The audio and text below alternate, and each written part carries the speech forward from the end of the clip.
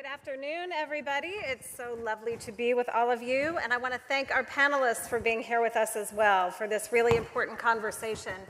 We have an incredibly distinguished group of speakers. We have all of you, and we want to dive right into this really important conversation. So I'd like to frame our conversation this way. There are a lot of terrible stories we could be telling, and maybe you will, and you're welcome to. We want to hear those, and we want to hear about the experiences of Jewish communities in your respective parts of the world. But let's also understand where we are today. We had a similar conversation a year ago. Here we are now, all these days after October 7th. And I think it's important for us to learn about and discuss what we have learned since then, what our respective governments are doing, what we can learn from that, and how we can lean into our sense of Kol Yisrael Avraim Zeh Bazeh, our collective global Jewish peoplehood and our sense of responsibility. So AJC is the global Jewish advocacy organization for the Jewish people, and these challenges are global. You represent different parts of the world. We have Australia, we have Mexico, we have France, and there are questions that remain. The experiences you all have are different. But there's a lot we need to learn about our sense of belonging, our sense of security, our sense of connectedness to our own countries. So let's begin with a little bit of a gut check. And we want to hear the good, the bad, and the ugly from all of you, because the good news is that not all the stories are terrible, and that's important for us to hear too. So Renée, let's start with you. We're going to go geographically closest to farthest. Mexico and the US are interconnected politically, economically, culturally. We certainly have seen a rise of anti-Semitism here in the United States. And tell us what the experience has been like for the community in Mexico. Thank you, Melanie. It's an honor to be here this afternoon. Things in Mexico are very different. Anti-Semitism has never been manifested by physical threat or hostility or public hostility, but nevertheless, we are not immune to the global trends that happen to the rest of the world. Since October the 7th, we've seen an increase in anti-Semitic posts in social media and in media as well. And we also seen a growth in the pro-Palestinian, the small pro-Palestinian groups that are in Mexico, which manifest themselves with demonstrations in front of the Israeli embassy and of the American embassy, and with cultural events. What's very different from the US, it's what happens in the universities in Mexico. We've had very few, I won't say that we didn't have any anti-Semitic incidents, but none of them have turned into a trend. And we had a couple of intents of encampments which did not succeed. For many, many years, the Jewish community has a strategy to have good relations with the universities, and since October the 7th, we did an approach with the deans of the universities, asking them to support us to have a safe environment for the Jewish kids. And we've done this, and with the help of the students and the authorities, we managed to maintain the level of anti-Semitism in the universities at a very, very low. We understand that things can change very quickly, so every day we analyze the strategy that we are doing, and we try to make all the changes necessary to be sure that we can still be safe in our country. Thank you. Yonatan. The story in France may be a little bit different. And we've all been following the rise of anti-Semitism in France. What can you tell us about where things stand today? Thank you, Melanie. I'm very honored to be here, and I will tell you some facts and figures about the situation in France. Well, I come before you not only as the president of CRIF, but also as a witness to a reality in France which should alarm any defender of democracy. I'm the voice of a Jewish community which has lost 13 members over the last 20 years.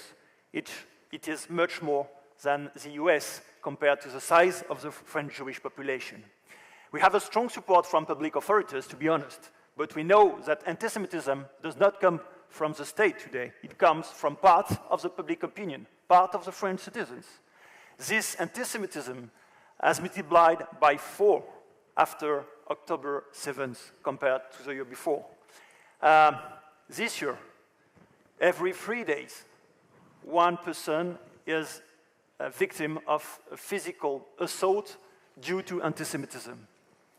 Every 3 days. The phenomenon has also reached schools. That's something which is very important, and I want to share one figure with you. 1 out of 3 students in French schools refuse to be friends with a classmate who is Jewish and shows his support to Israel. It gives you an idea of the level of social rejection that young French Jews have to face in France. But I want also to be honest with you. We have a lot of allies in the French society. We have a lot of people understanding that this challenge is not only a challenge for the Jews, but a challenge for the whole French democracy. The fact is that this hatred is fueled by 3 ideological sources. You have the hatred of Israel with the far left. You have the radical Islamism, and you have the rise of conspiracy theories on the social networks. So we'll continue to fight. We'll never hide. We are proud citizens, and we will continue to fight against antisemitism in France. Thank you.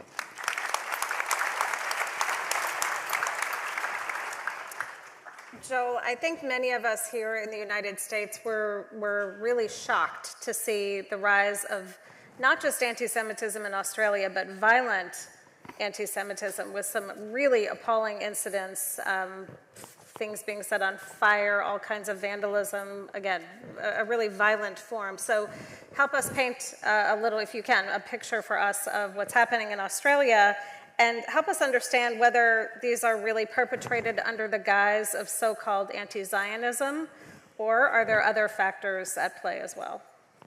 So thank you very much for having me. We've unfortunately seen all of the horrible scenes in Australia over the past 18 months, a problem that we never thought existed. The fact that I'm sitting here on this stage right now talking about an anti-Semitism crisis is in stark contrast to what we all thought Australia was for Jews.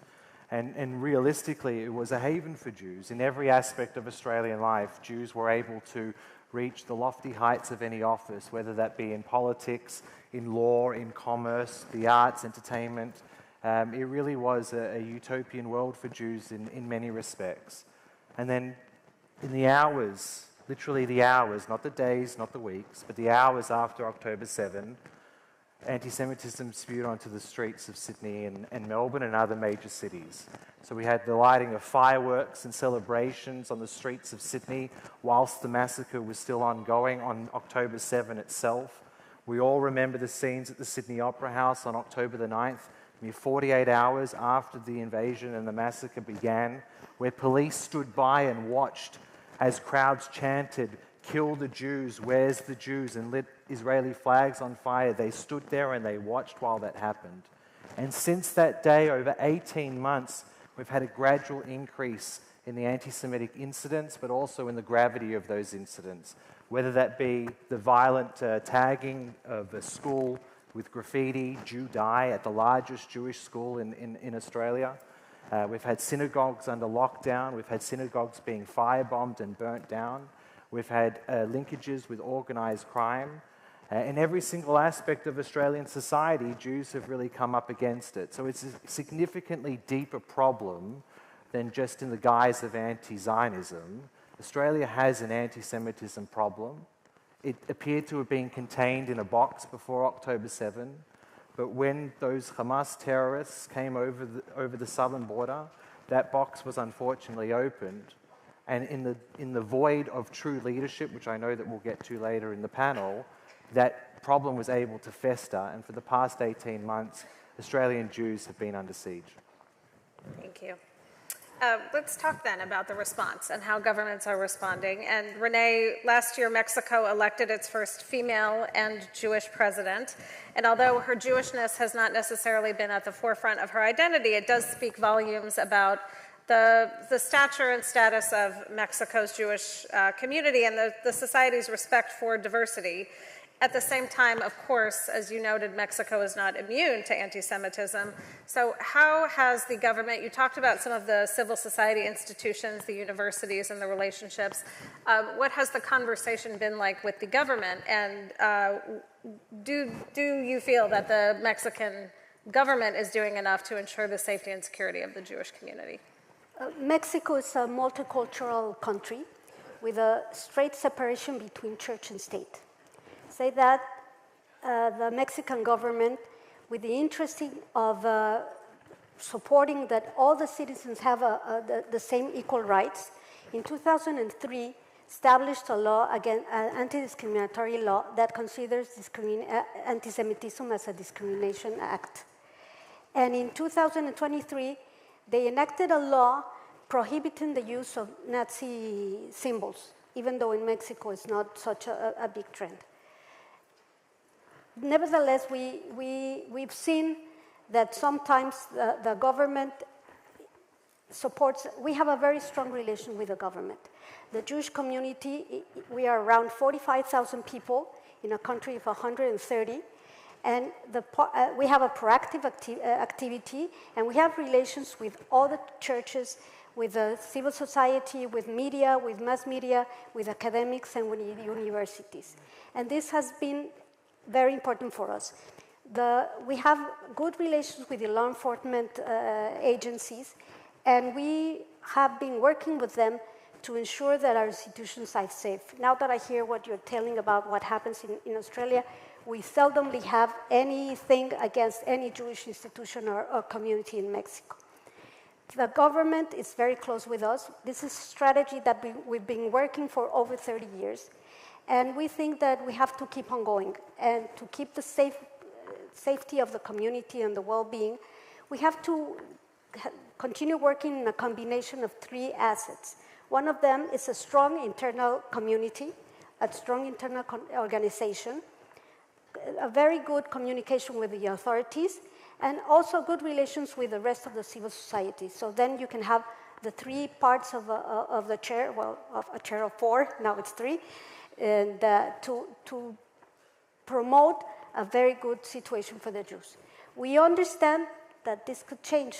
We don't know what's going to happen in the future, but the good relations that we have with the authorities have made it possible for us to talk to them, to be close to them, and when we've had problems, they always react, so we feel safe. There's other issues in the country, insecurity, drug cartels and everything, but as Jews, we have a safe life. You can walk in the streets of Mexico City with kippah, with tzitzit, whatever, and nobody would shout at you or nobody would do anything. Thank you. Thank you. So again, Yonatan, the situation in France, not so simple either. There's a disappearing middle. We've seen this. We've seen extremism both on the right and the left. Do the Jews of France see their leaders taking positive action, or do they feel that the leadership sometimes is stoking the flames of anti-Semitism? How do you position yourselves with regard to your leadership?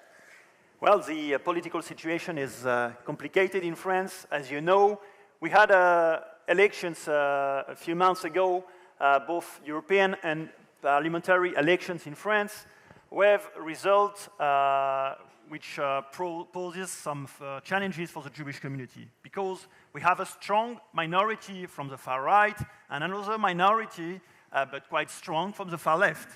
The far left is very vocal against the Jews, very vocal on the war in Gaza, using that as a pretext, as an excuse to target Jews.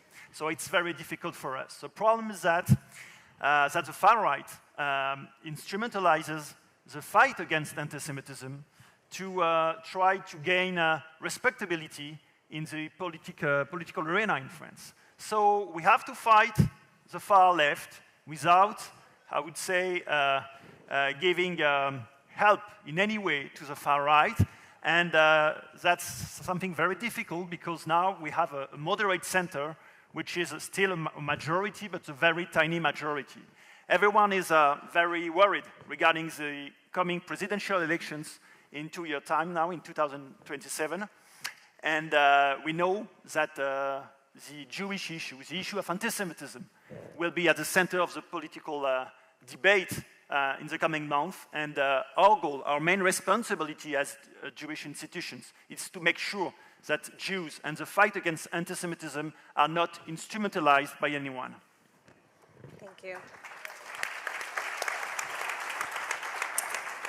Joel, Australia is having an election in a few days, May 3rd, and it appears there's this choice between the Labour Party and the Liberal Party. Can you tell us a little bit about the distinctions in the two parties and how they're approaching anti-Semitism? And we always welcome political predictions. It's, you know, it's always fun.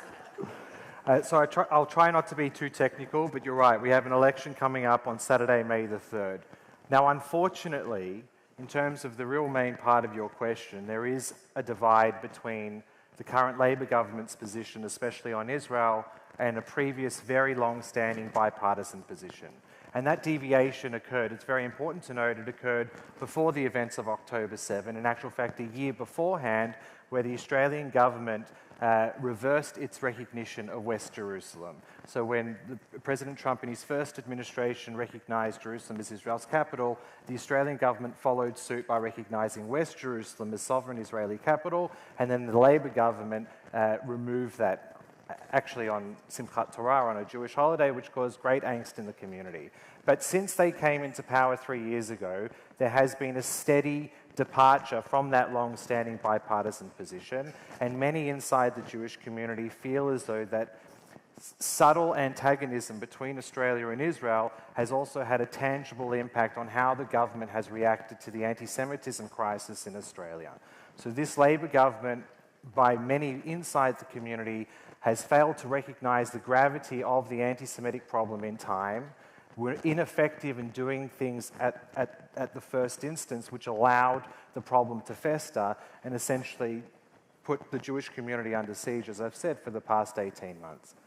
There is a difference with the Liberal Party. The Liberal Party is vocally more, I would say, has a stronger position on Israel at the moment. To give you an example, this current government refuses to answer a question as to whether or not Prime Minister Netanyahu would be welcome in Australia whilst the ICC warrant is out for his arrest. As a steadfast friend of Israel, which has been a friend of Israel since Israel's establishment, that is an awkward place for this government to be. Currently on the polls, and I'm not going to predict the outcome, but currently on the polls, it looks like Anthony Albanese, the Prime Minister, will be retained and the Labor Party will be back in power. However, there is a real opportunity that we fall into minority government, and again, not being too technical, that will mean that the Labor government doesn't have enough seats in the lower house to govern and will require minor parties to form a governing coalition in minority. The concern is that 13%, well currently on primary vote, 13% of the Australian population votes for the Greens Party. The Greens Party is a toxically anti-Semitic party. So any opportunity for the Labor government to form minority government with a party like the Greens would ultimately make the position of the Jewish community in Australia far more difficult when it already is very, very difficult at this time. Wow, thank you. We will be watching. So we really have about 90 seconds left. So we're going to do a lightning round for the last question. And that is really, we have this captive audience here. What can we be doing together to learn from one another's best practices to really fight anti-Semitism together and really support the global Jewish people together? I'll start with you, Yonatan, please. Well, first of all, being together here from different parts of the world is the best answer to anti-Semites from all over the world. Our unity is, I think, our strength, and we have to cultivate that, even if sometimes Israeli journalists seem to be to have some difficulties with that. But I do think that we have to share experience on the fight against anti-Semitism, and we do it with the American jury. We have done it for long, and we'll do it in a common forum, French-American Forum Against Antisemitism in Paris with, between CRIF and AIJAC in June. So I'm very glad that we'll continue this dialogue in order to be fruitful against antisemitism. Thank you. Joel? So this is not my saying, but it's a good one nonetheless. On October 7, the diaspora community became a little bit more Israeli, and after October 7, Israelis became a little bit more like diaspora Jews. And what I mean by that is that we, in our communities, especially in Australia, we need to look towards Israel to see what the Israeli people did on the day itself and what they've subsequently done. Their strength, resilience, and their determination and their grit is something that we can look to and we can take to our own community, because the Australian community is not going anywhere. We are proud Jewish Australians. We are a strong community, and we will remain loud and proud. And I'll just give you a short story to explain that, and it would be very quick. I was in Israel only 3 weeks ago. I was sitting with a group of Australian journalists, non-Jewish Australian journalists, and we were meeting with hostage families. And the father of Omni Maron, Danny Maron, before we could even start, he looked at me and he said to me, "How are you doing? I hear all the bad things that are happening in Australia." And for a father who's had his son captive for well over 500 days, and with the anguish and the sheer pain that he is suffering, he within our own peoplehood knew of what the suffering of Australian Jews were like, to take the time and the presence to ask me that. That is the Jewish peoplehood in a story, and that's what we will continue to do. We will continue to be Am Yisrael, all in the same heart. And Renee, you can close us out. Melanie, I would like to share with you that our community, it's a very Zionist community. A big percentage of the members of the community have been in Israel. All our kids in junior high school travel to Israel, and they all know Hebrew. We invested a lot of resources in Jewish education. So we have 95% of our kids going to a Jewish day school, which gives us a low rate of intermarriage. And we are very Zionist, but we are very proud Mexicans, and we are very well integrated to the community. And I want to share with you that my pride that today we have 22 young adults of the Jewish community participating in the Global Forum. And that makes us very proud, because they are one of a kind. And there's a sense of belonging in the Jewish community. It's like a Mexican Jewish DNA. And you were saying that what we are supposed to do to remain Jewish, and we think that we have to go in the same sense that we are doing.